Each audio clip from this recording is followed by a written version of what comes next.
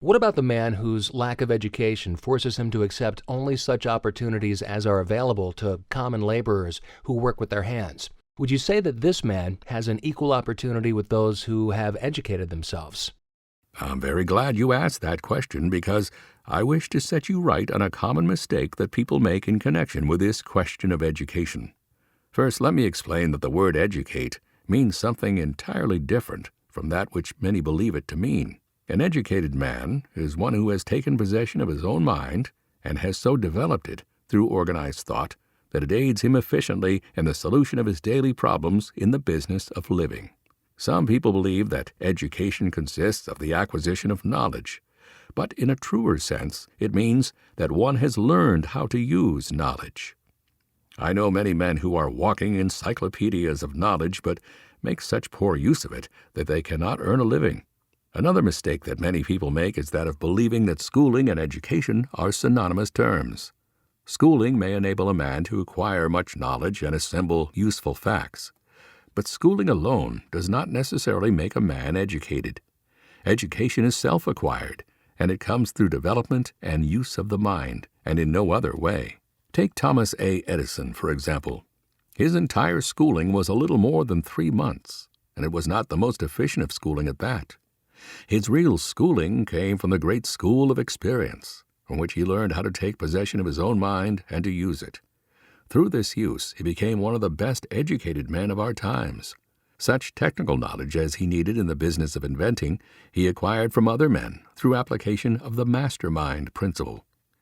In his work, he requires knowledge of chemistry, physics, mathematics, and a great variety of other scientific subjects, none of which he personally understands. But since he is educated, he knows how and where to procure knowledge on these and all subjects, which is essential in his work.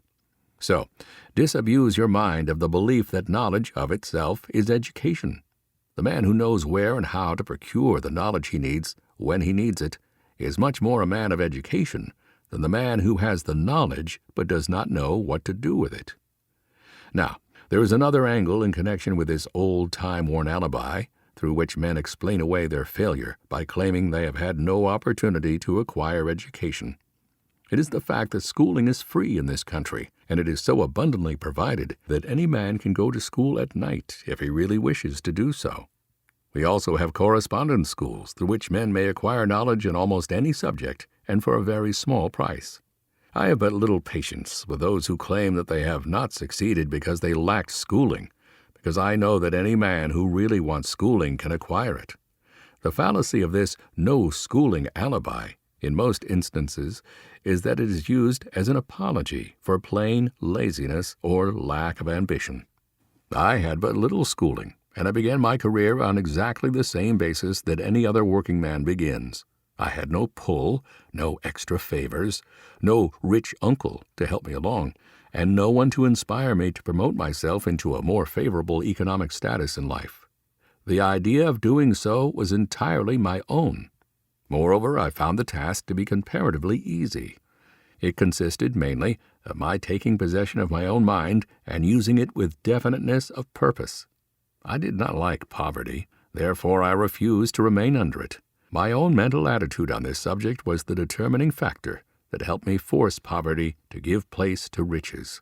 I can truthfully tell you that of all the thousands of working men who have been employed by me, I do not know of one person who could not have equaled, if not excelled me, if he had wanted to do so.